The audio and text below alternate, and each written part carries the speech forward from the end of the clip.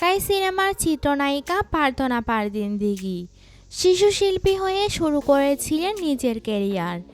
জীবনে নানা বাঁকে অনেক গল্প জমা হয়েছে দিঘির, তবে এবার জানালেন চলতি পথে অন্যের কথায় ভেঙে পড়েছিলেন তিনি।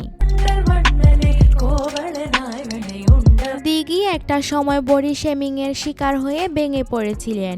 অসুস্থতার কারণে তার ওজন বেড়ে যায়, তবে সমালোচকদের নানান মন্তব্য তাকে ঘুরে দাঁড়াতেও সাহায্য করেছে।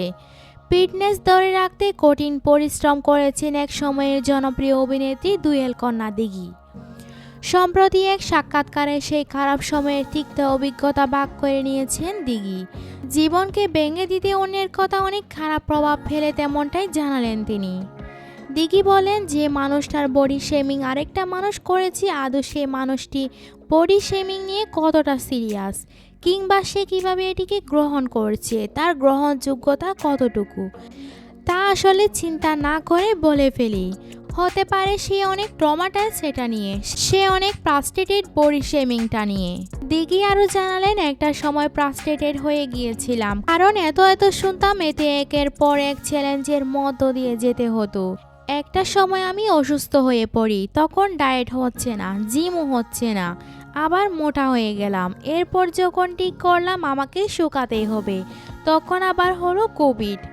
দিঘি আরও বলেন, সুস্থ হতে আমাকে অসম্ভব হাই পাওয়ারের ওষুধ দেওয়া হলো, যেটাতে স্টেরয়েড থাকে। ওটা শরীরে যাওয়াতে একটা লেভেলে ফুলে গেলাম। আমার নিজেরে মনে হচ্ছিল কি একটা হয়ে যাচ্ছি আমি। আমার বডি অনেক ভারী হয়ে গেল এবং দুর্বল হয়ে গেলাম আমি। যে একটু না খেয়ে থাকবো, এটা আমার পক্ষে সম্ভব হয়ে উঠছিল না।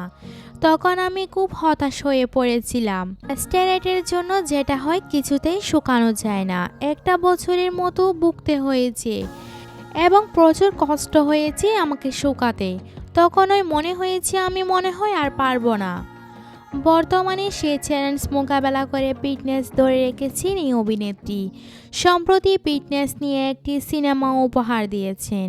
গ্রামীণ ফোনের বিজ্ঞাপনের মাধ্যমে ছোটবেলা থেকেই পরিচিত হয়ে ওঠেন দিঘি।